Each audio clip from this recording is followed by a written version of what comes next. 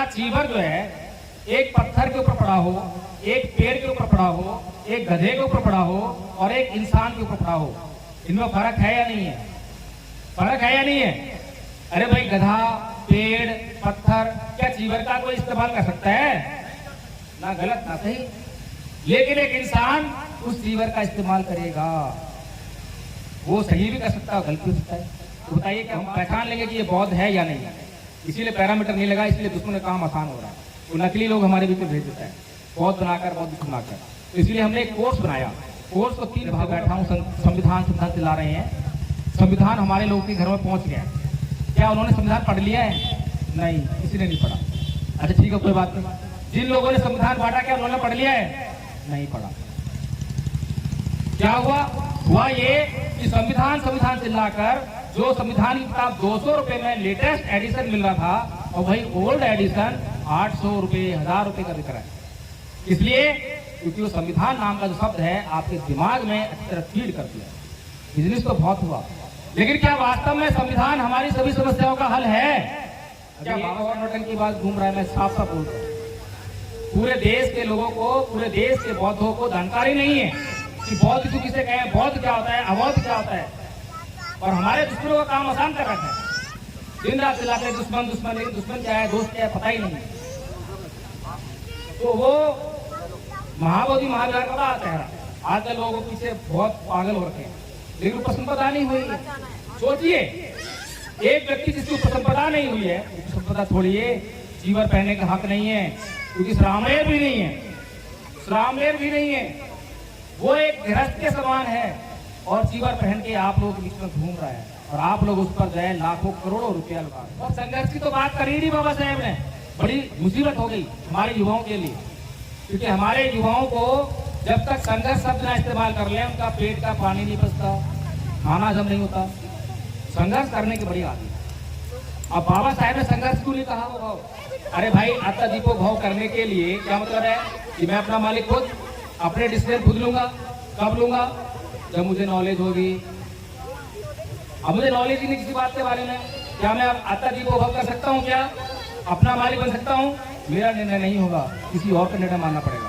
इसीलिए अध्ययन करना पड़ेगा, मेहनत करना पड़ेगा। जब कहेंगे कि अत्ता दीपो भाव, डॉक्टर भीमराव अम्बेडकर ने आदेश दिया था 1935 में हिंदू धर्म छोड़ने के लिए। क्या आरएसएस मना करती है? बीजेपी मना करती है? कोई ब्राह्मणा क्या रोकता है? बताइए कौन रोकता है? बाबा साहेब की बात को हम नहीं मानते हैं, और दोष दूसरों पर देते। बाबा साहेब ने बौद्ध धर्म लाने के लिए कहा, तो इसके लिए किसने मना किया है? किसने मना किया है? नहीं किया। तो समस्या ये है कि काम तो हम नहीं कर रहे हैं और ठीकरा दूसरों के ऊपर फोड़ रहे हैं। पहली बात तो ये कि परम पूज्य बाबा साहब डॉक्टर भीमराव अम्बेडकर के सामने किसी को चुनाव लड़ना नहीं चाहिए था।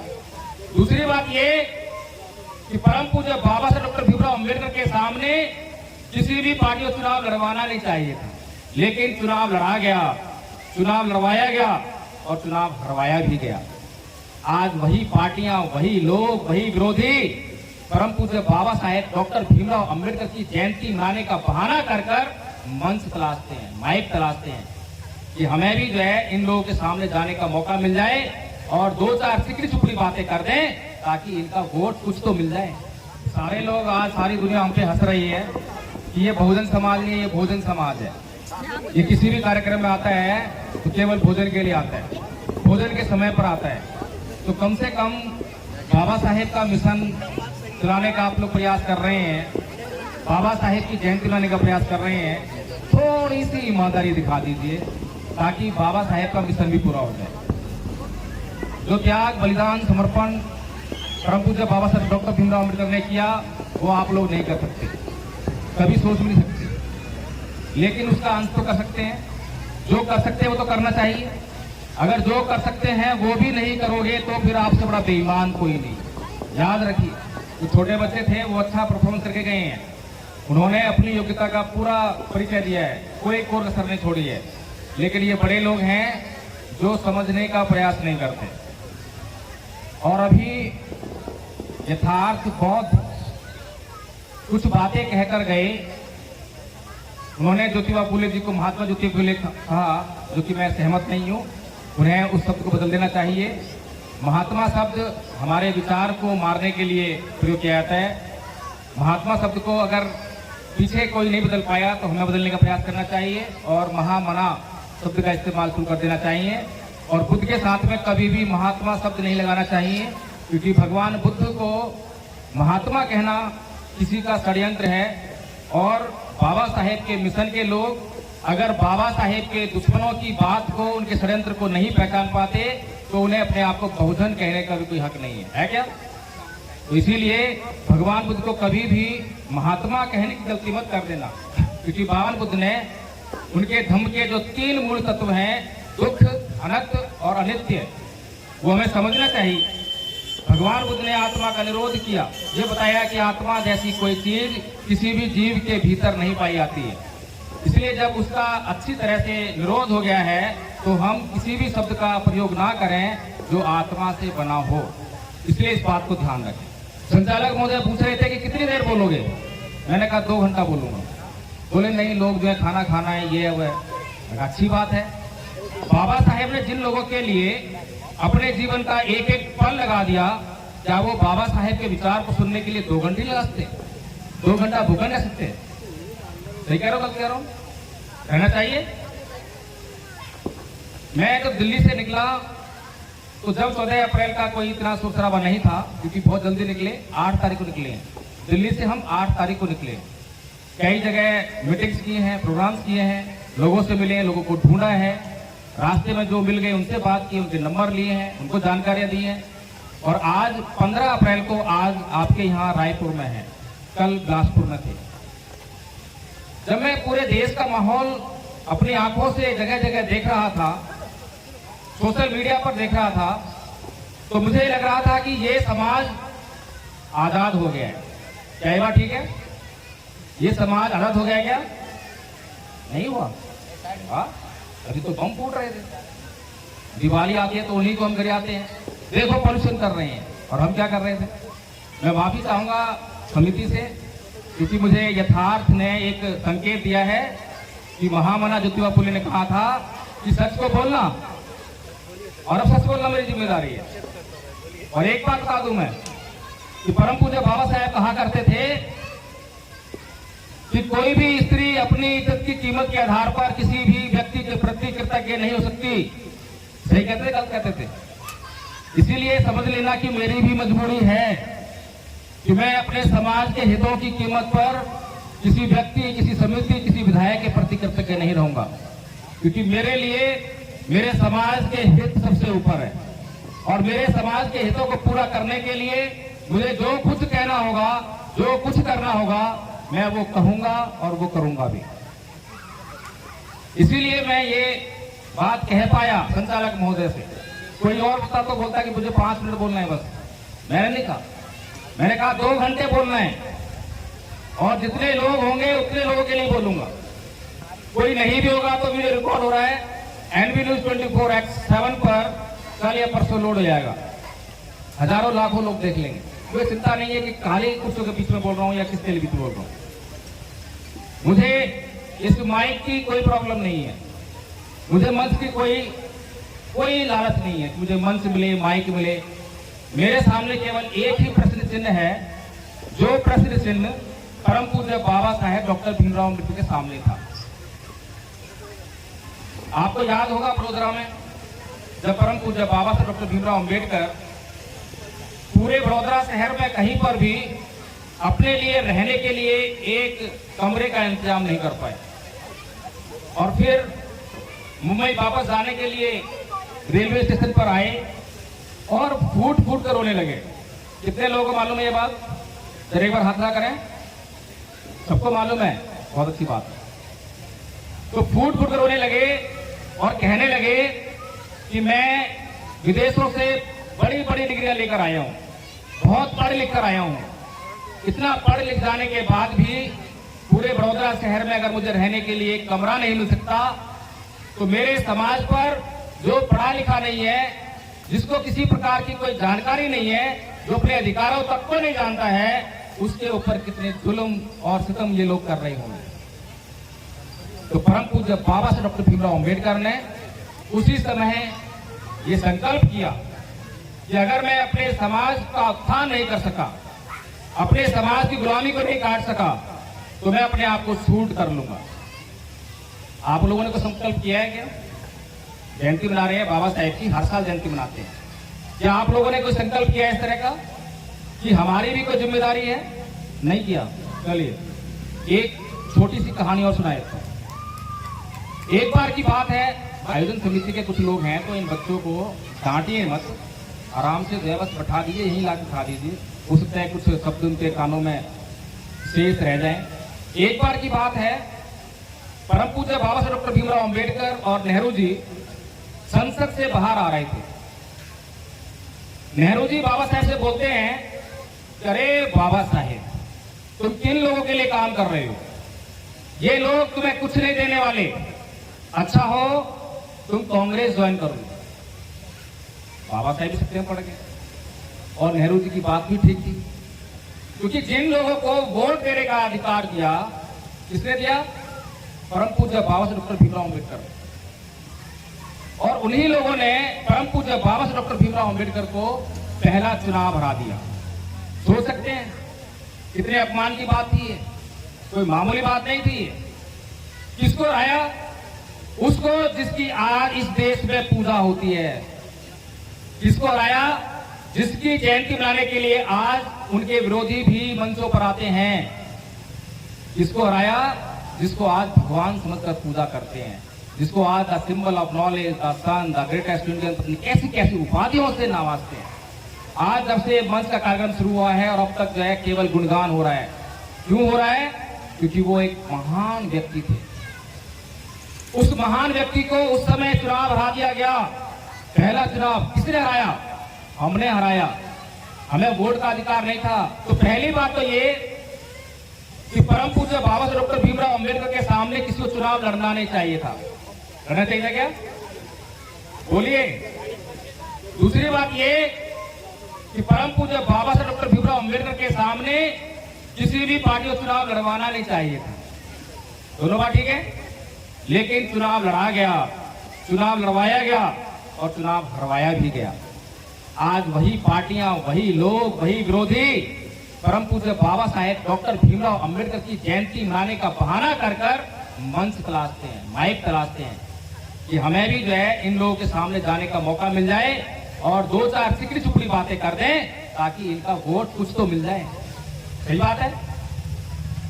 हम लोग लगातार कहते हैं कि 3% लोग 97% लोगों पर राज कर रहे हैं। कुछ कहते हैं 85% राज कर रहे हैं। 85 हो 50 हो, पर राज तो वही कर रहे हैं। असलियत तो यही है। राज वो कर रहे हैं जिनका संख्या बल इस देश में नहीं है, और राज कर रहे हैं संविधान की असली भावना के खिलाफ जाकर। संविधान की मूल भावना में तो लोकतंत्र है, और लोकतंत्र में उसका शासन होता है जिसके पास वोट होता है। वोट तो हमारे पास है, लेकिन शासन हमारे पास है। इसके लिए दोषी कौन है? मैं जब से मंच पर बैठा हूं, क्योंकि मुख्य वक्ता के रूप में बुलाया गया, तो बंदिशें थी। सबसे पहले मंच पर बुलाया गया, मंच का सम्मान जरूर था। जब से ही मैं सुन रहा हूं कि बाबा साहेब ने ये किया, बाबा साहेब ने वो किया, बाबा साहेब ने ये किया, लेकिन बाबा साहेब ने अपनी जिंदगी में 4 महत्वपूर्ण काम किए थे। वो 4 महत्वपूर्ण कामों में से एक भी काम मुझे यहां पर डिस्कस करता हुआ दिखाई नहीं। अगर वो 4 काम यहां पर डिस्कस हो रहे होते तो सुनने वाले लोग कुछ सोचते, समझते, और उनके ऊपर कुछ कार्यभार डाला जाता, कुछ कार्य करने के लिए दिया जाता।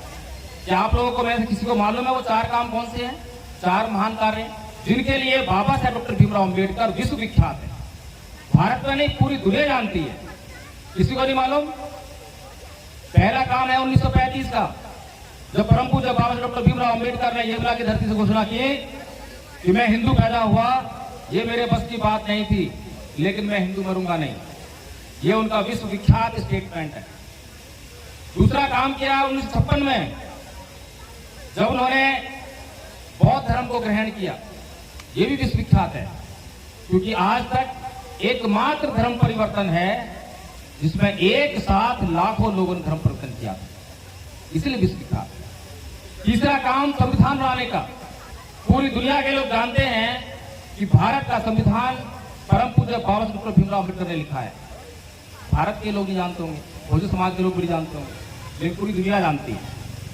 चौथा काम था हिंदू कोड बिल बनाकर भारत की प्रत्येक नारी को आजाद करना, चाहे वो किसी भी समाज की हो, चाहे वो ब्राह्मण समाज की हो, क्षत्रिय हो, वैश्य हो, हिंदू हो, मुस्लिम हो, सारी महिलाओं के लिए जो है हिंदू कोड बिल तैयार करके ड्राफ्ट तैयार करके संसद के सामने पेश कर।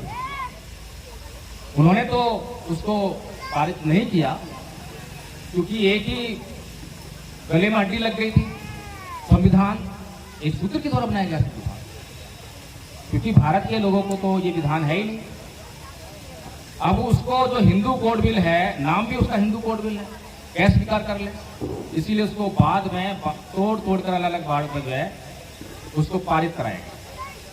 लेकिन सभी जानते हैं कि हिंदू कोड बिल परम पूज्य बाबा साहेब डॉक्टर भीमराव अम्बेडकर ने इस देश की महिलाओं को करने के लिए बनाया था।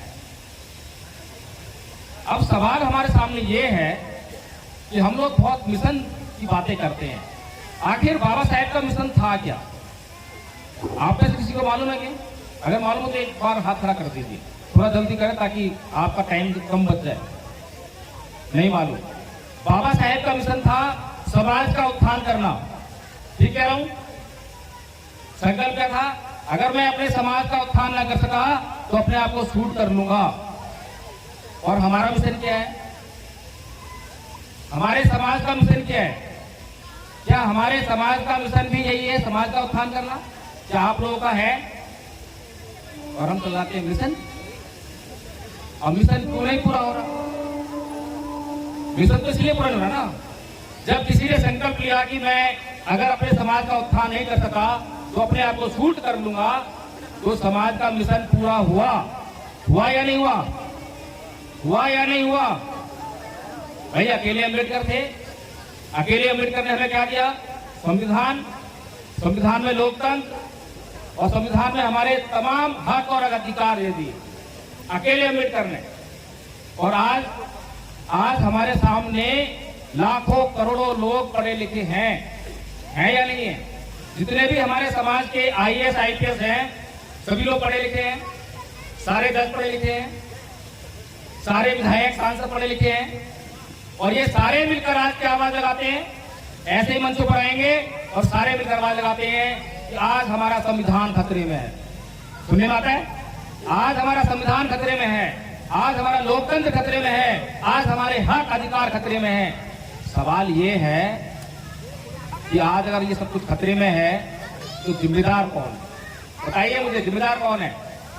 एक अकेला अम्बेडकर संविधान देता है, लोकतंत्र देता है, तमाम हक अधिकार देता है, और लाखों करोड़ों लोग जब पढ़े लिखे हो जाए समाज में तो आवाज आनी चाहिए कि हमारा सब कुछ सुरक्षित है, और आवाज आ रही है कि हमारा सब कुछ खतरे में है। इसका मतलब कि हमारे साथ बहुत बड़ी बेईमानी हो रही है, बहुत बड़ी बेईमानी हो रही है। वो बेईमानी कौन सी है? जब से मिशन मूवमेंट में लगे तो शर्म लिहाज छोड़ दिया है। शर्म, खाना भी चाहिए तो खाना बोल देते हैं, मांग लेते हैं, चाय चाहिए चाय मांग लेते हैं, शर्म नहीं करना। नहीं देंगे तो कोई बात नहीं, मिल जाएगी तो काम चल जाएगा, आगे बढ़ जाएगा। हमारी असली परेशानी बाहर नहीं है, लेकिन हमें ये समझाया जाता है, बताया जाता है, और ऐसी मंचों के माध्यम से बताया जाता है कि हमारी सभी परेशानियों का कारण RSS है। सही है? मनुवादी हैं, ब्राह्मण है, ब्राह्मणवाद है, BJP है, यही सब लोग हैं, यही सब लोग हैं। भगवान बुद्ध ने धम्मपद में एक बात कही है, नए परिसन विलोमानी नए परिसन कथा कथन अतनो व्यवेक्य कथानी अकथानी च। कि दूसरे क्या कर रहे हैं, दूसरे क्या नहीं कर रहे हैं, ये मत देखो। मैं क्या कर रहा हूँ, मैं क्या नहीं कर रहा हूँ, ये बहुत महत्वपूर्ण है, इसको देखो। लेकिन हम तो हमेशा जो है दूसरे क्या कर रहे हैं, दूसरे हमारे लिए जिम्मेदार हैं। क्या हमने अपना काम पूरा कर लिया? क्या हमने अपना काम पूरा किया? क्या हमें जो बाबा साहेब डॉक्टर भीमराव अम्बेडकर ने आदेश दिया था 1935 में हिंदू धर्म छोड़ने के लिए, क्या RSS मना करती है? BJP मना करती है? कोई ब्राह्मणा क्या रोकता है? बताइए कौन रोकता है? बाबा साहेब की बात तो हम नहीं मानते हैं और दोष दूसरों को देते। बाबा साहब ने बौद्ध धर्म बनाने के लिए कहा, तो इसके लिए किसने मना किया है? किसने मना किया है? नहीं किया।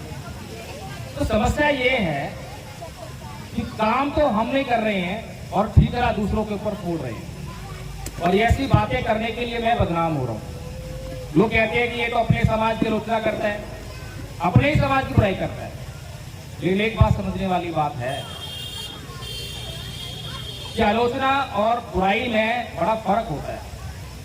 आलोचना ऐसे नहीं होती है, आलोचना करने के लिए अध्ययन करना पड़ता है, सत्य पर आधारित होना पड़ता है। अगर आप सत्य पर आधारित नहीं होंगे, सच नहीं बोलेंगे, तो आपकी बात चलेगी नहीं। लेकिन बुराई का मकसद बदनाम करना होता है, उसके लिए सत्य की आवश्यकता नहीं है। जितना झूठ बोल सकते हो उतना झूठ बोलो, जो तथ्य नहीं है उसको बोल दो। तो दोनों फर्क है। आलोचना करना स्कूल कॉलेज में सिखाया जाता है ताकि सुधार किया जा सके। आलोचना का मकसद होता है सुधार करना, लेकिन हम लोगों ने इन बातों के, इन शब्दों के अर्थ नहीं समझे, इसीलिए हमारा उत्थान रुका हुआ है। तो परम पूज्य बाबा साहब डॉक्टर भीमराव अंबेडकर इस समाज को बहुत सारी बातें कहते। उनमें से एक बात कहते हैं, जो संविधान लागू हो गया, उन्होंने कहा कि जाओ ऐ मेरे समाज के लोगों, अपने घरों की दीवारों पर लिख दो तुम इससे शासक हो। शासक बन गए? शासक नहीं बने, और पिछले 75 साल से शासक नहीं बने। तो ये बाबा साहेब का सम्मान हो रहा है या अपमान हो रहा है? सम्मान हो रहा है, अपमान हो रहा है? अपमान हो रहा है। कौन कर रहा है? अमित शाह। अमित शाह कर रहे हैं। अमित शाह की एक बात बहुत अच्छी लगी, संसद में उन्होंने कहा कि जय भीम बोलना ये बहुजनों के लिए फैशन हो गया, फैशन मान लिया उन्होंने। और ये बात बहुजन समाज को बहुत बुरी लग गई, और बहुजन समाज के तमाम बुद्धिजीवी और नेता जो है सड़कों पर आ गए।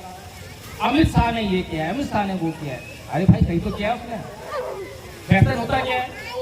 आपने कभी सर्दी पड़ रही हो, बहुत ठंड पड़ रही हो, और शादी विवाह में जाती हुई कुछ महिलाएं देखी होंगी, कड़कड़ाई ठंड पड़ रही है, लेकिन वस्त्र कैसे पहन रखे हैं? वस्त्र बहुत हल्के, फैशन वाले। क्यों पहनते हैं? क्योंकि फैशन जो है देखने में बहुत अच्छा लगता है, लेकिन कपड़े का काम क्या होता है? शरीर की रक्षा करना, गर्मी से, ताप से, बुरी नजर से। लेकिन जो कपड़ा ये काम ना कर रहा हो और सौंदर्य बढ़ाने का काम कर रहा हो, तो उसे हम क्या कहते हैं? फैशन। तो ऐसे ही जब जय भीम बोलकर पिछले 75 साल से हमारा मिशन पूरा ना हो रहा हो, उसे क्या कहेंगे? अमित शाह ने गलत क्या किया? अरे अमित शाह ने तो बिल्कुल अच्छी बात कही, और अमित शाह की ये बात पूरी मीडिया ने दिखाई, मेल मीडिया ने दिखाई, बहुजन मीडिया ने दिखाई। आधा काम तो हो गया था हमारा। अब आधा काम तो हमें ये करना था कि अपने समाज के बीच में जाते और कहते, अरे अब तो जाग जाओ, देखो अमित शाह ने कितनी बड़ी बात कह दी है, कितना बड़ा टॉन्ट मार दिया है, अब तो जाग जाओ, अब तो इस जय भीम को बदनाम मत करो। पूरा देश नीले झंडे लेकर जो है जय भीम जय भीम जय भीम। एक बार स्टालिन से एक बात पूछी गई, तो ये लोग जो है दुख तकलीफ में भी कैसे नाच गा लेते हैं, खुशियां कैसे मना लेते हैं? ये इतने गरीब हैं, इतने दलित हैं, इतने पीड़ित हैं। तो स्टालिन कहा कि इसका नमूना मैं आपको कल संसद में दिखाऊंगा।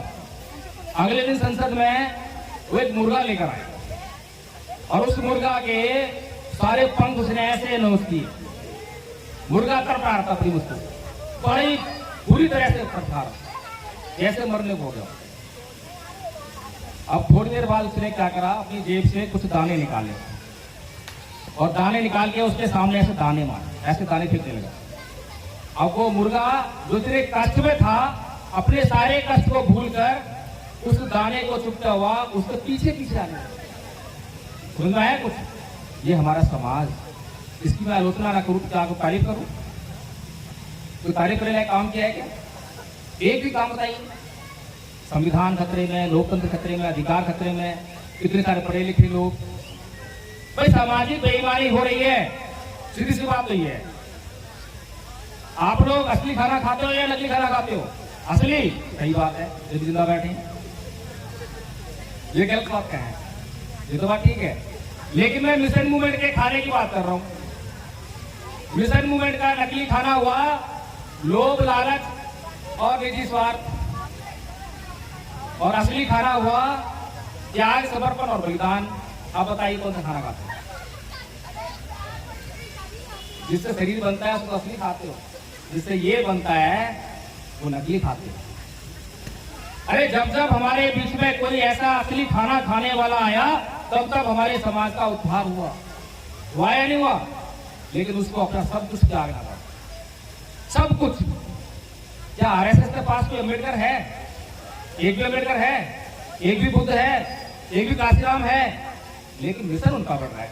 चक्कर क्या है मालूम है? चक्कर क्या है? नहीं मालूम। चक्कर ये है कि उनको एक अम्बेडकर की जरूरत नहीं है, उनको एक बुद्ध की जरूरत नहीं है, एक काशीराम जरूरत नहीं है। वो थोड़ा थोड़ा थोड़ा जो है 1000 लोग, 1000 लोग, 2000 लोग, 500 लोग इकट्ठा करते हैं, थोड़ा थोड़ा त्याग देते हैं और थोड़ा थोड़ा करके कभी कांशीराम, कभी अम्बेडकर, कभी बुद्ध ऐसा कर देते हैं। एक आदमी के ऊपर सारा बर्डन डाल दोगे तो उसको तो बाबा साहब की तरह अपने बीवी, बच्चे, अपना जिंदगी का सुख, चैन सब कुछ लुटा कर आपको उद्धार करना पड़ेगा। और हम इतने निर्लज कि कोई शर्म लिहाज नहीं, तनिक भी नहीं है। थोड़े कड़वे शब्द बोल रहा हूं, मैंने पहले ही माफी मांग ली थी, लेकिन ये कड़वे शब्द अगर कड़वे लग जाएं, समस्या ये है कि कड़वे शब्द कड़वे लग रहे हैं। अगर कड़वे शब्द कड़वे लग जाएं तो चेतना जागृत हो जाए, जाग जाए, और जाग कर जो है हम लोग जो है हमें क्या करना चाहिए उस पर काम करने चाहिए। काम मुश्किल नहीं है, मैं गारंटी से कह रहा हूं कि काम मुश्किल नहीं है। यह धम्पत संघ का बैनर लगा है, इसमें लिखा है सांस्कृतिक परिवर्तन कार्यक्रम। क्यों लिखा है? क्योंकि परम पूज्य बाबा साहब डॉक्टर भीमराव अम्बेडकर ने इतिहास पढ़ा। हम भी इतिहास की बात कर रहे थे, बच्चे बड़ी बड़ी बातें करके गए इतिहास की। रोज इतिहास पढ़ते, भोजन मीडिया पे रोज इतिहास दिखाया जाता है, पढ़ाया जाता है। हम इतिहास किस लिए पढ़ते हैं? हम इतिहास किस लिए पढ़ते हैं? नहीं मालूम? मजे लेने के लिए इतिहास पढ़ते हैं, मजे लेने के लिए, क्योंकि हमें इतिहास में इंटरेस्ट है और जिस चीज में इंटरेस्ट है उसमें मजा आता है, ये तो पढ़ते हैं। लेकिन इतिहास का काम क्या है? इतिहास सब्जेक्ट क्यों पढ़ाया जाता है? क्या मजे लेने पढ़ाया जाता है? बच्चों को कुछ पता है बाबा साहब के बारे में आप लोगों को? अरे भाई तुम्हारा कसूर नहीं है, तुम्हें गांधी जी के बारे में पता होगा, नेहरू जी के बारे में पता होगा, नरेंद्र मोदी जी के बारे में पता होगा, तुम्हें सबके बारे में पता होगा, लेकिन बाबा साहब के बारे में नहीं पता होगा, बुद्ध के बारे में नहीं पता होगा, क्योंकि तुम्हें जो है तुम्हारे स्कूल कॉलेज में जो पढ़ाया जाता है केवल वही पता होगा। अगर एक साल में 1 घंटा बैठ जाओगे तो तुम ये समझ जाओगे कि तुम्हारी एजुकेशन जो है किस दिशा में होनी चाहिए। धम्पत में कहा है, नैतंग माता पिता के जरा आइए वापी से जात का सम्मा पणि हितन चित्तन से ये सो नंक तो करे, कि जितनी भलाई आपके माता पिता नहीं कर सकते उससे कहीं अधिक भलाई आपका सही दिशा में लगा हुआ चित्त करता है। समझिए, आपके अपने ऊपर बात है। अत्तदीपो कहना आसान है, अत्तदीपो भव। अरे भाई, अत्तदीपो भव करने के लिए क्या मतलब है कि मैं अपना मालिक खुद, अपने डिसीजन खुद लूंगा। कब लूंगा? जब मुझे नॉलेज होगी। अब मुझे नॉलेज ही नहीं किसी बात के बारे में, क्या मैं अब अत्तदीपो भव कर सकता हूँ? क्या अपना मालिक बन सकता हूँ? मेरा निर्णय नहीं होगा, किसी और का निर्णय मानना पड़ेगा। इसीलिए अध्ययन करना पड़ेगा, मेहनत करना पड़ेगा। जब कहेंगे कि अत्तदीपो भव, इतना आसान नहीं है बाबा साहब के, और आसान भी है। ये तो डरना मत, कहीं सोचो कि बड़ा मुश्किल है, छोड़ दो। 10वीं क्लास में जब एग्जाम हुए बोर्ड के मेरे, तो लोगों ने कहा कि भाई 10वीं का एग्जाम तो पास करते ही नहीं है, होते ही नहीं है। मेरे टाइम की बात कर रहा हूँ, आज तो पास हुआ। तो जब मैंने ये सुना तो मैंने सरेंडर कर दिया, पढ़ा ही नहीं, छोड़ दिया। और मेरे मार्क्स आपको जानकर हैरानी होगी, केवल 40% मार्क्स हैं 10वीं में, केवल 40। तो कहने का मतलब ये है कि समाज अगर नकली खाना खाएगा मिशन मूवमेंट का, लोभ, लालच और निजी स्वार्थ, यानी कि हम अंदर एक बाबा साहेब का कोटेशन लिखा है बाबा साहेब के नाम से, शिक्षित बनो, संगठित रहो, संघर्ष करो। और मैं भी बचपन से जब से पैदा हुआ हूँ, जब से होश संभाला है, पढ़ना सीखा है, यही पढ़ते हैं हर कैलेंडर पे, हर बात पे। लेकिन एक बार सौभाग्य प्राप्त हुआ, वाम सेब के लोगों पर मैंने देखा, वहां पर 3 शब्द लिखे थे, एजुकेट, एजुकेट, ऑर्गेनाइज। क्योंकि बाबा साहेब तो हिंदी में लिखते नहीं थे, वो तो अंग्रेजी में लिखते थे। तो अंग्रेजी में लिखा है एजुकेट, एजुकेट, ऑर्गेनाइज। मैंने जब उनका हिंदी में मतलब निकाला तो मेरा दिमाग खराब हो गया, ये क्या हो रहा है? बाबा साहब कुछ कह रहे हैं, ये कुछ सुन रहे हैं, वो कुछ करने के लिए कह रहे हैं, ये कर ही नहीं रहे हैं। अब मुझे बताइए कि क्या इन तीनों अंग्रेजी के शब्दों का मतलब हिंदी में वही है जो आप लोग कहते हैं? क्या एजुकेट का मतलब शिक्षित बनो होता है क्या? शिक्षित करो, देखो कितनी बढ़िया। अब शिक्षित करो और शिक्षित बनो क्या एक ही होता है क्या? क्या शिक्षित बनो और शिक्षित करो एक ही होता है? यही फर्क है। हमारे भीतर जो है निजी लोभ लालच कैसे आ गया, निजी स्वार्थ कैसे आ गया? इसीलिए आ गया क्योंकि दिशाएं गलत चल रही है। जाना है दिल्ली और रोड पकड़ लिया मैंने तमिलनाडु का, दिल्ली पहुंच पाऊं। तो जब हमने कहा कि शिक्षित बनो तो हम शिक्षित बनने लगे। कैसे? समाज को लूट लूट कर, समाज से मांग मांग कर अपने आप को शिक्षित कर लिया। इसलिए किया, नौकरी चाहिए, इसलिए किया। और नौकरी किसके लिए चाहिए? अपने लिए, अपने परिवार के लिए, समाज के लिए नहीं। अब बाबा साहब क्या कह रहे हैं? शिक्षित करो। जब शिक्षित करने की बात है तो कैसे करेंगे? कि तुम्हारे पास जो कुछ भी है उससे समाज को शिक्षित करने का प्रयास करो। तुम्हारे पास जमीन है तो जमीन दो, स्कूल खोलो, कोचिंग सेंटर खोलो। तुम्हारे पास शिक्षा है तो शिक्षा देकर करो। तुम्हारे पास पैसा है तो पैसा लगाकर करो। इस समाज को शिक्षित करो। बदल गया फर्क? पता लग गया हमारा मिशन पूरा क्यों नहीं हो रहा है? कोई भी आता है और हमें बेवकूफ चला जाता है, किसी को मिशन से मतलब नहीं है। बाबा साहब डॉक्टर भीमराव अम्बेडकर का एक और कोटेशन हमारे समाज के युवा बहुत लेकर घूमते हैं। वो कहते हैं कि बाबा साहब ने कहा है कि अत्याचार को करने वाले से ज्यादा बड़ा गुनहगार अत्याचार सहने वाला होता है। हमारे समाज के युवाओं के हाथों में लाठी, डंडे और ईंट आ गई और उन्होंने मतलब निकाल लिया कि बस करके जाम करो, यही बाबा साहब ने कहा है। लेकिन बाबा साहब जिनकी शरण में गए, उन्होंने कहा कि ना ही वेरेन वेरानी समंतिका चनंग अवेरेन से समंती है धुमोसनंतन। अब किसको सही माने, किसको गलत माने? कौन सही है, कौन गलत है? तो किसी को नहीं मालूम कि कौन सही है। बाबा साहब की बात माने या बुद्ध की बात माने? बाबा साहब की बात। और बुद्ध की बात?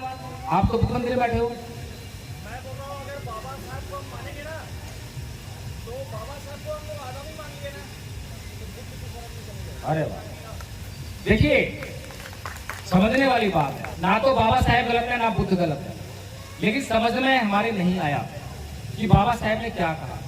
अब ये बताइए कि बाबा साहब के ऊपर बचपन से लेकर जब तक वो मरे तब तक अत्याचार हुआ या नहीं हुआ? हुआ। तो बताइए कि किसके खिलाफ उन्होंने ईंट उठाई, किसके खिलाफ लाठी उठाई, किसके खिलाफ FIR दर्ज कराई, किससे मुआवजा मांगा? बताइए, किससे मांगा? तो फिर मतलब उन्होंने अत्याचार को सहन कर लिया? क्योंकि जो अगला शब्द बाबा साहब ने दिया एजिटेट, उसका हमने जो कर दिया कि संगठित रहो या संघर्ष करो, नहीं है। उसका मतलब है आंदोलित करो, आंदोलित करो। और आंदोलन का मतलब क्या है? यही सड़कें जाम करना और अपनी बातें बनवा लेना, यही है। उदाहरण देकर समझाऊंगा ताकि समझ में आ जाए। एक ही क्लास में 2 बच्चे पढ़ाई कर रहे हैं और वो हिस्ट्री पढ़ रहे हैं, इतिहास पढ़ रहे हैं। मान लीजिए उनके सामने एक घटना का जिक्र होता है उस किताब में। घटना में लिखा है कि किसी जगह पर उस समाज के, दोनों बच्चे की समाज से, उस समाज के कितने घर जला दिए गए, कितने लोगों की हत्या कर दी गई, कितना नुकसान हुआ। तो एक विद्यार्थी, एक स्टूडेंट जो है वो सारी बातें ठीक ठीक पढ़कर सारी याद कर लेता है, जैसी लिखी है वैसी याद कर लेता है। और जब परीक्षा होती है तो परीक्षा में सारी बातें वैसी की वैसी लिखकर आता है। हेलो। और उसके बाद उसको नौकरी मिलती है और उसका जीवन खुशहाली से गुजरता है। गुजरना ही है, नौकरी मिलेगी तो पैसा आएगा, गरीबी हटेगी, बहुत बचेगी जिंदगी। लेकिन वहीं पर जब दूसरा बच्चा उसी घटना को पढ़ता है तो उसके तन बदन में आग लग जाती है, उसकी नींद उड़ जाती है। वो सोचने पर मजबूर होता है कि मेरे समाज के ऊपर अत्याचार हुआ, कैसे हुआ, किसने किया, मैं क्या कर सकता हूँ, मैं क्यों नहीं कर पा रहा हूँ। अब बताइए आंदोलन कहां पर, आंदोलन कहां पर है, किस बच्चे में आंदोलन है, पहले वाले में, दूसरे वाले में? समझ में आ गया हम कहां पीछे हैं? क्योंकि एजुकेशन का मतलब क्या होता है, वो एजुकेट करना नहीं होगा अगर उस एजुकेशन से किसी के भीतर एजुकेशन ना हो। अगर चेतना का संचार ना कर सके तो शिक्षा किस बात की शिक्षा हो?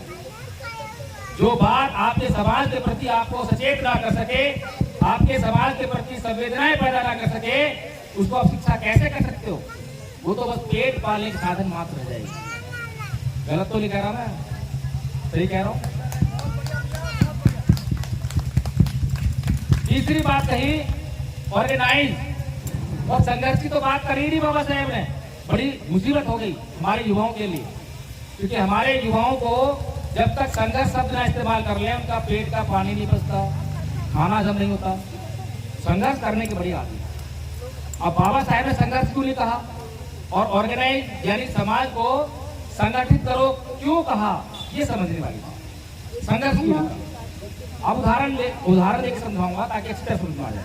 अब मान लीजिए मैं आपके यहाँ शहर आया हूँ, रायपुर आया हूँ, अब यहाँ से वापस मुझे दिल्ली जाना है, गाड़ी से आया हूँ तो मैंने गाड़ी उठाई और चल दी और रास्ते में पंचर हो गया। क्या आप लोग मेरे पीछे पीछे आएंगे? एडवोकेट जयभी प्रकाश तुम संघर्ष करो, आगे पंचर वाला बैठा हुआ है, जाके पंचर लगाओ, कहोगे? आगे जाके मेरा पेट्रोल खत्म हो जाएगा, फिर पीछे आओगे, एडवोकेट जयभी प्रकाश संघर्ष करो, हम तुम्हारे साथ हैं, आगे पेट्रोल पंप है भरवा लो, ऐसे कहोगे?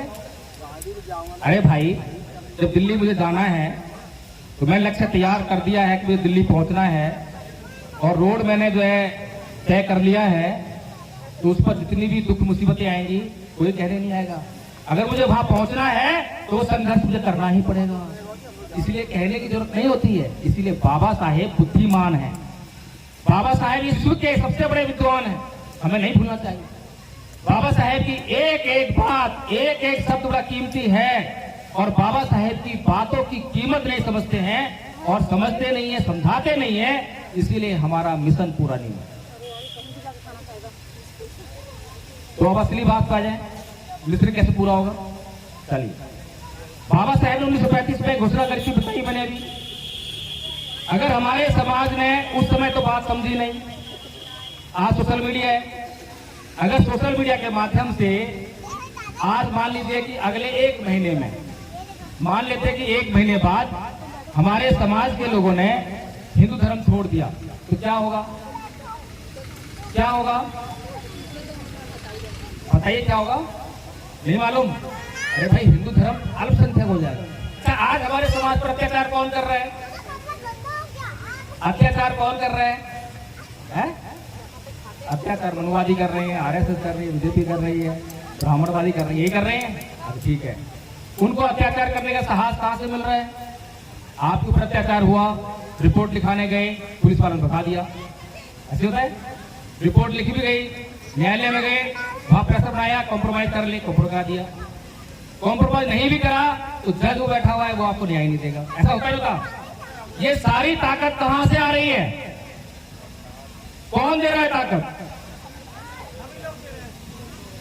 हाँ, ये सारी ताकत सत्ता से आ रही है और सत्ता हम लोग दे रहे हैं।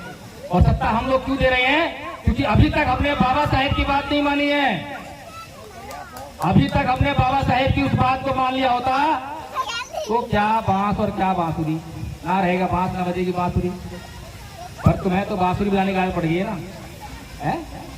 जब जब कोई छिपेगा पिटेगा चिल्लाएगा हाय रे बड़ा, हाय रे बड़ा, और सोशल मीडिया जाएगी हमारे समाज के ऊपर अत्याचार हुआ, फिर उसके बाद लोग आ जाएंगे, नेता लोग आ जाएंगे, हम नहीं छोड़ेंगे, एफआईआर दर्ज करो, इसको मुआवजा दो, इसको नौकरी दो। अरे अच्छी बात है भाई, बहुत अच्छी बात है। लेकिन सोचो, एक और कहानी सुनाए तो, एक हमारे समाज का आदमी, उसके ऊपर जो है ठाकुर साहब ने जो है गाली गलौज कर दी जाति का नाम लेकर, जाति का अत्याचार हो गया, उसको कहां सहन होने वाली है?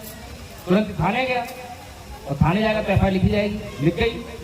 अब FIR लिखते ही प्रोविजन तो ये है कि जेल जाएगा, तो जेल भी चलेगी ठाकुर साहब। अब जेल हमेशा के तो रहेंगे नहीं, कभी छूट के भी आएंगे। जब छूट के आए तो वो सीधे गए मिठाई वाले की दुकान पर, 1 किलो मिठाई ली, फिर गए फूल वाले की दुकान पर 1 किलो का हार लिया, और फिर जिसने FIR लिखवाई थी उसके घर पर गए और उसे फूलों का हार बनाया और उसको 1 किलो मिठाई का डब्बा दिया कि महाराज बड़ा उपकार किया आपने, मेरी आंखें खोल दी, मैं जातिवादी अत्याचार कर रहा था, मुझे पता ही नहीं था, आज से मैं जातिवादी अत्याचार नहीं करूंगा। कहानी कैसी लगी? अच्छी है? कहानी सही है गलत है? नहीं समझ में आई कहानी? नहीं आई? अरे भाई ये बताओ, किसी के खिलाफ अगर तुम FIR लिखवाओगे, उसे जेल भेजोगे, तो आपके लिए वो फूलों का हार और मिठाई का डब्बा लेकर आएगा या बदले की भावना लेकर आएगा? आप समझ में आ गई है? क्योंकि हमारे महापुरुषों को तो मूर्ख हमने बना के रखी है, उनको पागल बनाने का काम हम कर रहे हैं। क्योंकि बाबा साहेब की एक एक बात जो उन्होंने कही वो पूरा नहीं हो रही है, और जो उनके विरोधी हैं वो लगातार उनका मखौल उड़ा रहे हैं। अरे आया बाबा साहेब, समाज को जो सत्ता में लाएगा, हम देखें कैसे आएगी, हम देखें कैसे सत्ता आएगी। अरे हमें तो पता है ना समाज क्या चाहिए, इसको मंदिर चाहिए, इसको मूर्ति चाहिए। अब जब समाज को मंदिर चाहिए, मूर्ति चाहिए, और मंदिर और मूर्ति में ही उसको रस आता है, जय भीम बोलने में रस आता है, और ये समाज जो है मंदिर मूर्तियों को ही वो सम्मान समझता है, तो जिसको चुनाव लड़ना है वो तो आके मंच पे कहेगा कि ये मूर्ति लगाने का काम मैं करूंगा। अब मूर्ति लगाने से अगर वोट मिलता है तो उन्हें क्या फर्क पड़ता है? सोचिए। लेकिन हमारे समाज के ऊपर जो अत्याचार हो रहा है उसके लिए जो हम लोग काम करते हैं, कि आंदोलन करते हैं। अब सोचने वाली बात यह है, अभी इंद्र मेघवाल की घटना हुई थी जयपुर में, उसमें राजस्थान में, है ना, तो वहां पर क्या हुआ? हमारे समाज के लोगों ने आंदोलन किया। आंदोलन किस बात के लिए था? इसको एक नौकरी दो, इसके घर में एक नौकरी दो, इसको मुआवजा दो। अब सरकार के लिए मुश्किल काम है क्या? कहीं पर कोई अत्याचार हो गया तो दे दी एक नौकरी, कर दिया मुआवजा, भाई क्या न्याय हो गया? अरे भाई हजारों घटनाएं रोज घट रही हैं, उसमें से एक आधी रिपोर्ट होती है, और एक आधी रिपोर्ट होती है, उसमें से एक आध पर आंदोलन होता है, और जिस पर आंदोलन होता है सरकार मौजूद देती है। काम आसान है सरकार के लिए, काम आसान है। ये तो हमारे नेताओं को सोचना चाहिए कि परम पूज्य बाबा साहेब डॉक्टर भीमराव अम्बेडकर ने इस समाज के ऊपर अत्याचार और शोषण रोकने के लिए क्या कहा, क्या करा, क्या वो हमें समझ में आया? बताइए बाबा साहेब ने क्या किया था अत्याचार शोषण रोकने के लिए? बताइए क्या किया था? भाई बाबा साहेब के ऊपर अत्याचार हुआ, बचपन में अध्यापक ने उनको स्कूल के भीतर बैठने के पढ़ने नहीं दिया, क्लास के भीतर। नाई ने बाल नहीं काटे, चपरासी ने पानी नहीं पिलाया, चपरासी ने फाइल फेंक कर मारी, गाड़ी वाले ने गाड़ी में नहीं बैठने दी। अत्याचार तो होता है। तो बाबा साहेब ने क्या करा था? कोई आंदोलन किया, सड़कें जाम करी, मुआवजा मांगा, FIR कराई? नहीं। क्या करा था? अरे भाई बाबा साहेब ने अध्ययन किया, उन धर्म ग्रंथों का अध्ययन किया, उनके पीछे जांच की कि हो क्या रहा है, कि मेरे ऊपर अत्याचार ये अध्यापक क्यों कर रहा है, नाई क्यों कर रहा है, गाड़ी वाला क्यों कर रहा है। जब उन्होंने अध्ययन करा तो उन्हें पता चला कि ये अध्यापक, ये गाड़ी वाला, इसका तो कोई दोष ही नहीं, इसका दोष थोड़ा है। अब नीम का पेड़ खड़ा हुआ है, पत्तों को हम सोच के जो है सोच रहे कि पत्तों का दोष है, करवाए। जड़ कहां पर है? अगर जड़ होगी तो नीम उगेगा, सीधी सी बात है। और जड़ को पोषण मिलता रहेगा तो उगता रहेगा, तो नीम से कड़वे पत्ते ही मिलेंगे। तो ऐसे ही बाबा साहेब ने जब अध्ययन कर लिया तो ये जान लिया कि ये लोग अत्याचार नहीं कर रहे, इन लोगों को कोई आदेश कर रहा है, और ये आदेश इनके धर्म ग्रंथों से मिल रहा है। ये तो मजबूर हैं, इसीलिए उनके खिलाफ कुछ नहीं करा। क्या करा? धर्म परिवर्तन। तो हमारे नेताओं को क्या करना चाहिए? हमारे बुद्धिजीवियों को क्या करना चाहिए? आज जिन्हें आप बुद्धिजीवी समझते हो, आज जिन्हें आप नेता समझते हो, मुझे बताइए उनमें से कितने बौद्ध हैं? समझ में आ रहा है? आपके साथ कितने बड़े पैमाने पर बेईमानी हो रही है, और आज तो आपके साथ बेईमानी एक और हो रही है। 4 लोग बड़े बेईमान हैं। अगर मेरी बात समझ में आए तो सावधान हो जाना। पहला है सामाजिक बेईमान बौद्ध भिक्षु। हर कोई जो चीवर पहन ले बौद्ध भिक्षु नहीं होता है। समाज में 99% भिक्षु जो नकली हैं। अभी हमने महाबोधि महाविहार का आंदोलन करा, क्या मांग रहे थे? हमें हमारा विहार वापस करो। मैंने वहां प्रश्न किया, ये बड़े बड़े नेताओं से प्रश्न करा, आकाश लामा और जैसे लोग हैं, सबसे पूछा मैंने, भाई ये बताओ कि तुम ये जो मांग कर रहे हो, अगर सरकार तुम्हारी मांग को मान ले तो वो किसको विहार देगी, किसको देगी? भाई सरकार के पास तो अपने बहुत भिक्षु है या नहीं है? नकली भिक्षु है ना। और तुम्हारे पास कोई भिक्षु संघ नहीं है, उसके पास तो भिक्षु संघ भी है। अगर एक बार ये महाबोधि महाविहार अगर उसने अपने ही भिक्षु संघ को दे दिया, तो अभी तो बीटीएक ये कह रहा है कि हिंदू बौद्ध नहीं है, बौद्ध हिंदू नहीं है, कह रहा है ना। अभी तो आप इस मुद्दे को इंटरनेशनल लेवल पे उठा रहे हो, लेकिन अगर एक बार ये काम हो गया तो उसके बाद आपकी बात, आपका ये मुद्दा हमेशा हमेशा के लिए खत्म हो जाएगा। इंटरनेशनल लेवल पे क्या कहोगे? वहां तो पता नहीं लोगों को कि यहाँ पर कौन अम्बेडकरवादी, कौन नकली भिक्षु, कौन असली भिक्षु। सोचिए, गलत प्रश्न था क्या मेरा? प्रश्न गलत है क्या? पूरे देश में बता दीजिए कोई बौद्ध भिक्षु संघ है क्या? नहीं। इसीलिए मैंने कहा कि सावधान रहिए। पहला किससे? सामाजिक बेईमान बौद्ध भिक्षु से। बाबा साहेब भी परेशान थे। 13 अक्टूबर 1956 को साफ साफ कह रहे थे भंते चंद्रमणि से, भंते जी मुझे जो है बुद्धं शरणं गच्छामि बोलूंगा, धम्मं शरणं गच्छामि बोलूंगा, लेकिन मुझे संघं शरणं गच्छामि करने के लिए मत बोलना। बड़ी मुश्किल से भंते चंद्रमणि ने उनको समझाया कि बाबा साहेब आप तक जो यहाँ जो धम्म पहुंचा है, इन्हीं बहुत भिक्षुओं की बदौलत पहुंचा है, इन्होंने सजो रखा है। इसीलिए संघ ये नहीं है जिसको आप कह रहे हैं, संघ वो है जो आप तक इस धम्म को लेकर आया है। इसलिए उस संघ की तरफ जो जाइए, उस संघ का पुनर्निर्माण करने के लिए आप संघ संगठन कीजिए। तो बाबा साहेब तीनों शरण गए, अभी धर्म प्रचलन कंप्लीट हुआ। तो इसीलिए हमें सावधान रहना होगा। अगर हमें कोई रिसीवर में दिखाई दे तो सबसे पहला प्रश्न, उपसंपदा हुई है क्या? इसी विनय का पालन करना पड़ेगा। अभी एक और नौटंकी बात घूम रहा है, मैं साफ साफ बोलता हूँ, पूरे देश के लोगों को, पूरे देश के बौद्धों को जानकारी नहीं है कि बौद्ध भिक्षु किसे कहें, बौद्ध क्या होता है, अबौद्ध क्या होता है। और हमारे दुश्मनों का काम आसान कर रखा है, दिन रात चिल्लाते हैं दुश्मन दुश्मन, लेकिन दुश्मन क्या है, दोस्त क्या है, पता ही नहीं। तो वो महाबोधि महाविहार का बात है। आजकल लोगों के पीछे बहुत पागल हो रखे हैं, लेकिन उपसंपदा नहीं हुई। सोचिए, एक व्यक्ति जिसकी उपसंपदा नहीं हुई है, उपसंपदा छोड़िए, चीवर पहनने का हक नहीं है, क्योंकि श्रामलेर भी नहीं है, श्रामलेर भी नहीं है, वो एक गृहस्थ के समान है और चीवर पहन के आप लोगों के बीच में घूम रहा है, और आप लोग उस पर जो है लाखों करोड़ों रुपया लगा रहे, समझ रहे हो। दूसरा है सामाजिक बेईमान बुद्धिजीवी, सामाजिक बेईमान बुद्धिजीवी। बुद्धिजीवी का काम क्या होता है? बुद्धिजीवी हम किसे मानते हैं? जो डॉक्टर हो जाए, वकील हो जाए, जज बन जाए, IAS IPS, मंत्री संतरी है, सांसद विधायक, इन्हीं को कहते हैं हम लोग बुद्धिजीवी। लेकिन मैं ये समझता हूं कि हमें इस परिभाषा को बदल देना चाहिए। बुद्धिजीवी वो होता है जो अपने वर्तमान समाज के समस्याओं के प्रति संवेदनशील होता है, अपने समाज की समस्याओं को जानता है, दूरदृष्टा होता है और दिन रात अपने समाज की समस्याओं पर काम करता है, उनका समाधान समाज को देता है। अब बताइए, आपके जो बुद्धिजीवी हैं आपको समाधान दे रहे हैं या धमकियां दे रहे हैं? धमकियां दे रहे हैं कि सब कुछ खतरे में है, मुझे वोट दो, मैं कांग्रेस से लड़ूंगा, यहाँ से जीत नहीं पाऊंगा, मैं बीजेपी से लड़ूंगा, मैं उससे लड़ूंगा, धमकियां दे रहे हैं। आज तो ये लोग कह रहे हैं कि मैं कांग्रेस में जाऊंगा तो जीत जाऊंगा। आज ये हालात किसने पैदा किए? हमें भी लगता है कि हाँ भाई, हमारे समाज जो पार्टी है वो जिता नहीं पाएगी, इसीलिए कांग्रेस वो जिता सकती है। ये हालात किसकी देन है? क्या उस बुद्धिजीवी ने समाज के भीतर जाकर ये बातें करी, बाबा साहेब का मिशन समझाया, त्याग बलिदान समझाया, सामाजिक ईमानदारी पैदा की?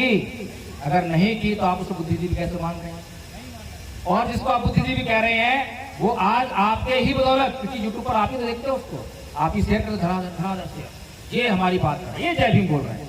आज समाज की हालत ये है कि अगर गधे के सर पर लिखते जय भीम तो समाज उसे पिछल गए। एक बार गूगल मीट में मैं जुड़ा, एक महाराष्ट्र की महिला कह रही थी कि भाई एक बार राजा बिंबिसार जो है कहीं जा रहे थे, तो रास्ते में एक गधे को देखा और गधे के ऊपर चीवर पड़ा। राजा बिंबिसार जो है उसको नमन कर, तो वो राजा बिंबिसार जो है गधे को नमन नहीं कर रहे, वो चीवर को नमन कर रहे हैं। अब ये बात आप लोगों को कौन समझाता है? वही बहुत तो नकली है। क्यों? क्योंकि उसको ये बात करानी है कि चीवर को मत देखो, मुझे मत देखो कि मैं कैसा हूं, ताकि मैं कुछ भी करता रहूं। अब सोचिए, एक प्रश्न पैदा होता है, क्या चीवर जो है एक पत्थर के ऊपर पड़ा हो, एक पेड़ के ऊपर पड़ा हो, एक गधे के ऊपर पड़ा हो और एक इंसान के ऊपर पड़ा हो, इनमें फर्क है या नहीं है? फर्क है या नहीं है? अरे भाई, गधा, पेड़, पत्थर, क्या चीवर का कोई इस्तेमाल कर सकता है? ना गलत ना सही।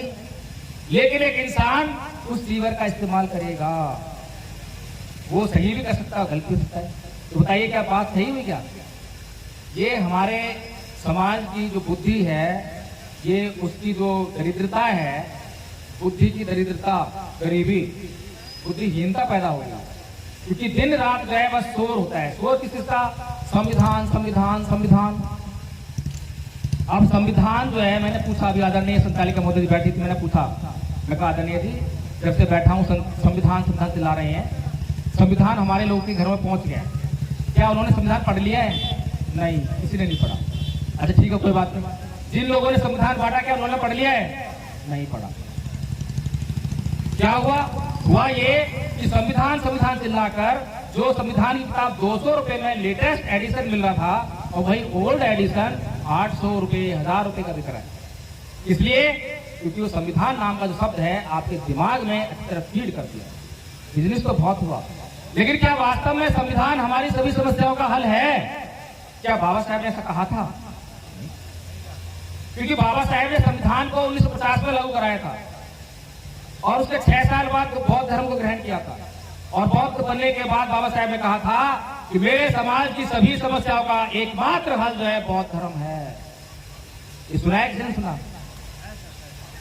क्यों कहा था? क्योंकि संविधान और संविधान के द्वारा बनाए गए कानून वो पेन किलर का काम करते हैं। अगर आपको दर्द होता है तो पेन किलर लेते हैं और काम पे चलते रहते हैं, और बार बार दर्द हो और बार बार पेन किलर लें तो क्या करोगे आप उसका? फिर एक दिन ऐसा दर्द होगा आपसे वो पेन किलर खाने से भी बंद नहीं होगा। फिर डॉक्टर के पास जाएंगे और डॉक्टर को बोलेंगे मेरा ये दर्द बंद नहीं हो रहा। डॉक्टर क्या करेगा? जांच उठाएगा, और जांच भी कहेगा भाई अब ये दर्द कभी बंद नहीं होगा, क्योंकि ये बीमारी लाइलाज हो गई। समझ रहे हैं?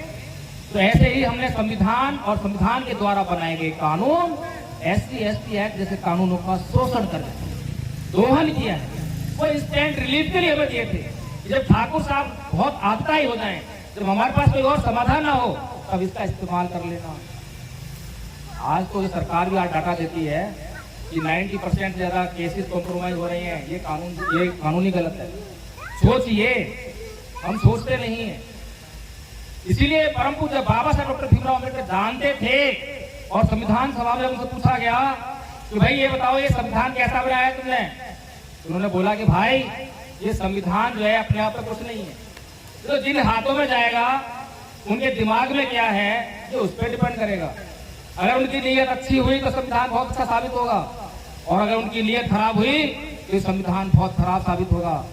तो संविधान हमारी समस्याओं का हल नहीं हो सकता, सभी समस्याओं का हल इंस्टेंट रिलीफ। लेकिन बुद्ध का धम्म जो है हमारी सभी समस्याओं का परमानेंट सॉल्यूशन है, स्थायी समाधान है। अभी तक ये बात जो है हमारे समाज का बहुत व्यक्ति जिसकी जिम्मेदारी थी वो नहीं बता पाया। सोचिए कितनी दरिद्रता है। एक कहानी सुनाता हूँ कि हमारे लिए धम्म कितना इम्पोर्टेंट है, और हम किस प्रकार से जो है अपने दुश्मन को बड़ी आसानी से समाप्त कर सकते हैं।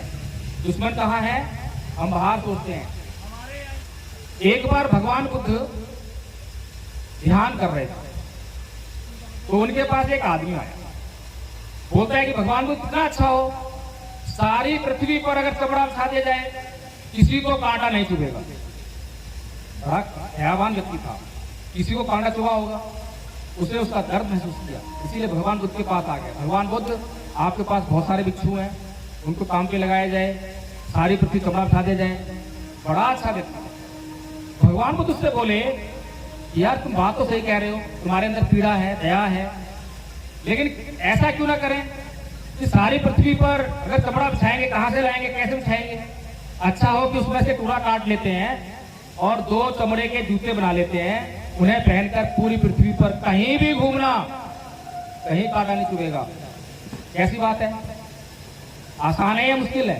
भगवान बुद्ध क्या कहना चाह रहे हैं? ये कहानी तो अच्छी लगी, पर भगवान बुद्ध क्या कहना चाह रहे हैं? भगवान बुद्ध कह रहे हैं कि ये संसार दुष्शील प्राणियों से भरा पड़ा है, जहां देखो वहीं पे लड़ने झगड़ने वाले हैं, गाली गलौज करने वाले हैं, तुम किस किस से बचते फिरोगे? समझ में आ रही कहानी? इसीलिए अच्छा हो तुम शीलवान बन जाओ। जहां पर दुष्ट लोग भी होंगे, अगर तुम शीलवान होगे, धैर्यवान होगे, सहनशील होगे, तो तुम्हारा वहां पर कुछ खतरा नहीं है, तुम्हारा वो कुछ नहीं बिगाड़ पाएंगे। लेकिन अगर तुम शीलवान नहीं हुए, तुम खुद गाली गलौज करने वाले हुए, तुम खुद झगड़ा करने वाले हुए, तो जहां पर झगड़ा करने वाले नहीं होंगे, गाली गलौज करने वाले नहीं होंगे, वहां पर भी तुम झगड़ा कराओगे। समझ रहे हैं? हम हमें समझ में नहीं आया ना अब तक, ये समझाया नहीं। एक और कहानी सुनाता हूं, उसके बाद समाप्त करते हैं। एक बार की बात है, हम दोनों हस्बैंड वाइफ, मैडम बैठी हैं और हमारे एक मित्र हैं, दिल्ली पुलिस में जॉब करते हैं, वो दोनों हस्बैंड वाइफ। हम हर रोज एक पार्क में सुबह सुबह जाया करते थे, मॉर्निंग वॉक किया करते थे, और मॉर्निंग वॉक के बाद आधा घंटा करीब जो है धम्मपद की गाथा याद करते। एक गाथा उनको याद करा रहे थे, अकोछी मंग, अवधि मंग, अधीनी मंग, अहासी में ये चैतंग उपनयनती वीरंग के संग समझ। उसने मुझे मारा, उसने मुझे लूटा, उसने जीत लिया, जो ऐसा अपने मन में बनाए रखता है, उनका वैर कभी शांत नहीं होता। ये गाथा उनको अच्छी तरह याद हो गई। एक दिन उनकी मैडम का फोन आया कि प्रकाश जी जल्दी घर आ जाइए। क्या हुआ? कि 3 दिन से बोलचाल नहीं है। बड़ी गंभीर समस्या है। हम दोनों जब उनके घर पर गए और जैसे ही हम घर पे गए तो साहब ड्यूटी से घर आए, तो मैडम उनके लिए पानी लेकर आई। तो बोलते हैं कि अगर ये लोग घर पे ना आए होते तो ये पानी का गिलास तेरे मुंह पर देख के मारता। सोचिए, मैं भी शक्ति में रह गया, ये क्या बोल रहे हैं, ये बहुत है ये। मैंने उनसे केवल इतना पूछा कि आदरणीय जी ये बताइए कि हम हर रोज एक गाथा याद करते हैं, उसका मतलब क्या है? इतना पूछना था बस। उनके चेहरे पर मुस्कान आ गई, हंस पड़े, तुरंत वो पानी का गिलास लिया, पानी पी लिया। 3 दिन का जो झगड़ा था एक क्षण में समाप्त हो, एक क्षण में हंसी खुशी सामान्य हो गए। सोचिए, खुद का धन दवा है या नहीं है? दवा है या नहीं है? दवा है, लेकिन इस दवा का इस्तेमाल तो बहुतों ने नहीं किया। और जब हम कोई दवा का इस्तेमाल करते हैं और दवा फायदा करती है तो कोई कंपनी आकर हमें प्रचार का पैसा नहीं देती है, हम खुद ही भाग भाग कर प्रचार करते हैं, ये दवाई खा लेना, इससे तुम्हारा रिलीफ हो जाएगा। तो जब हम खुद के धर्म की दवा का इस्तेमाल करेंगे, खुद घर में सुख शांति आएगी, घर का कलेश मिट जाएगा, तो क्या हिंदू, क्या मुसलमान, क्या ईसाई, पूरे संसार में जरूरत है इस बात की। कहने के लिए तो मेरे पास बहुत बातें हैं, बहुत सारी बातें हैं, लेकिन मैं समझता हूँ कि आप लोगों को इतना कष्ट जितना तो मैंने दे लिया है, और इस कष्ट को देने के लिए मैं आपसे तहे दिल से क्षमा चाहता हूँ। लेकिन आप बधाई के पात्र हैं, क्योंकि आपने इतना धैर्य दिखाया, और मैं कह सकता हूँ कि आपके भीतर कहीं ना कहीं मिशन मूवमेंट है। और अगर आप ये चाहते हैं कि बाबा साहेब का मिशन पूरा हो तो बहुत आसान काम है, बहुत आसान काम, हमें ज़्यादा मुश्किल नहीं है। क्योंकि कोई भी बच्चा अंधविश्वासी बनता है, पाखंडी बनता है, अंधश्रद्धालु बनता है, तो वो स्कूल कॉलेज जाके बनता है। क्योंकि आज हमारे स्कूलों कॉलेजों में साइंटिफिक टेम्परामेंट नहीं दिया है। तो जहाँ पर बच्चे का चित्त का निर्माण जो है अंधविश्वास में, पाखंड में हो रहा है, तो सीधा सफाई यही है, हमें स्कूल चाहिए, हमें अपने स्कूल चाहिए जहाँ पर हम ये शिक्षाएं दें, जहाँ पर बच्चों को बचपन से ही हम तैयार करें। इतना आसान काम, भारत को बुद्ध में करना बाबा साहेब का सपना था, बाबा साहेब का सपना पूरा करना बड़ा आसान था, मुझे कोई मुश्किल नहीं लगी। इस समाज के पास बहुत पैसा है, बहुत पैसा है या नहीं है? एक दिन में करोड़ों अरबों रुपये खर्च कर दिया है इसी भूखे नंगे समाज में, लेकिन बाबा साहेब के इस सच्चे मिशन पर कितने पैसे खर्च किए? इसीलिए हमपद संघ आप लोगों के लिए एक कोर्स लेकर आया है, भारत को बौद्ध में करने के लिए। प्रत्येक बौद्ध को, अभी मैं कुछ लोग पूछूं भाई आप बौद्ध हो तो हाथ खड़े हो जाएंगे, लेकिन मैं पूछूं बौद्ध धर्म क्या है तो क्या बोलेंगे? अंधविश्वास को नहीं मानना, पाखंड को नहीं मानना, अंधश्रद्धा को नहीं मानना, साइंटिफिक टेम्परामेंट, विज्ञान को मानना, यही बौद्ध धर्म है। ऐसा ही है ना? ज्यादातर यही सवाल, मैं जहां जहां गया सर्वे किया, मैंने पूछा लोगों से, यही सवाल जवाब मिल रहा है, क्योंकि यही सब सिखाया जाता है मंचों पर आकर, बस ये पाखंड, ये दस्तरा, ये वो। लेकिन धम्म क्या है वो समझ नहीं आया। इसीलिए हमने सोचा कि बौद्ध बनने के लिए एक पैरामीटर रखना चाहिए। तो पैरामीटर लग जाएगा तो हम पहचान लेंगे कि ये बौद्ध है या नहीं। इसीलिए पैरामीटर नहीं लगा, इसलिए दुश्मन का काम आसान हो रहा है। तो नकली लोग हमारे बीच में भेज देता है, बौद्ध बनाकर, बौद्ध बनाकर। तो इसलिए हमने एक कोर्स बनाया। कोर्स को 3 भागों में बांटा, प्रथम वर्ष, द्वितीय वर्ष, तृतीय वर्ष। प्रथम वर्ष का कोर्स बहुत आसान है, बहुत छोटा है। छोटा इसलिए रखा है ताकि आप जल्दी कर लें, मोटिवेट हो जाए, जल्दी कर लें। कोई 2 दिन में कर लेता है, जो बौद्ध हैं जिनको वंदना आती है वो 2 दिन में कर लेंगे, 3 दिन में कर लेंगे। हमारे बीच में आचार्य दीपक बौद्ध जी बैठे हैं, उनके दोनों बच्चे बैठे हैं, तीनों आचार्य बन गए हैं और बहुत जल्दी बन गए। मुश्किल नहीं है ना, इसलिए जल्दी बन गए। तो इसीलिए एक बात और कि 4 साल के बच्चे से लेकर 70-75 साल के लोगों ने ये कोर्स कर लिया है। अनपढ़ लोगों से लेकर और PhD तक के लोगों ने ये कोर्स कर लिया है, पाली और हिंदी में कर लिया है। आप लोग उनको सुनोगे, मेरे पास टाइम नहीं है, नहीं तो आपको सुनाता मैं क्लिप्स वगैरह देना। उनको सुनोगे तो आप दंग रह जाओगे। क्या ये अनपढ़ महिला है? क्या ये गांव की महिला है जो पाली में बोल रही है? ये काम धम्मपद ने करके दिखाया। और ये सारा काम आपको कोई फिजिकल नहीं कराते मुझे, ऑनलाइन गूगल पे मीटिंग चलती है। सुबह 5 बजे से 8 बजे तक, दोपहर को 3 बजे से 4:30 बजे तक महिला धम्मतोफा लगती है, शाम को 7 बजे से 10 बजे तक। इस दौरान आपको जो काम सिखा देंगे। और आदरणीय आचार्य दीपक बौद्ध साहब पहली बार मिल रहा हूँ इनसे, इससे पहले नहीं मिला, गूगल पे ही मुलाकात हुई है, गूगल पर इन्होंने कोर्स लिखा है। तो इसलिए जो है, अगर आप लोगों को लगता है कि धम्मपद संघ जो है इस दिशा में बड़ा महत्वपूर्ण कार्य कर रहा है, सटीक योजना के साथ में काम कर रहा है और इससे हम अपने मिशन में कामयाब हो जाएंगे, तो मैं अनुग्रह करूंगा, निवेदन करूंगा कि आदरणीय आचार्य दीपक बौद्ध जी आपके यहीं से हैं, गरियाबंद से हैं। आप उनका नंबर ले सकते हैं, उनको अपना नंबर दे सकते हैं और आपसे तुरंत कॉन्टैक्ट करके जो है आपको वो कोर्स कराया जाएगा। और दूसरे वर्ष का कोर्स है संस्कार करवाने का कोर्स, बहुत डिटेल में समझाने वाली बात थी लेकिन नहीं समझा रहा हूँ मैं भी। तीसरे वर्ष का कोर्स है बौद्ध विद्वान बनाने का कोर्स। जैसे मैं बौद्ध धर्म की बातें रख रहा हूँ तो हम इसको कह सकते हैं कि बौद्ध विद्वान है, जो बौद्ध धर्म को डिफेंड कर सके, जो बौद्ध धर्म को जन जन तक पहुंचा सके, उसको हम बौद्ध विद्वान कह सकते हैं। तो इन्हीं बातों साथ में मैं अपनी बात समाप्त करता हूँ। आप लोगों का बहुत बहुत साधुवाद, धन्यवाद। और जो आपको कष्ट हुआ उसके लिए मैं फिर से माफी मांगता हूँ। जय भीम, नमस्कार।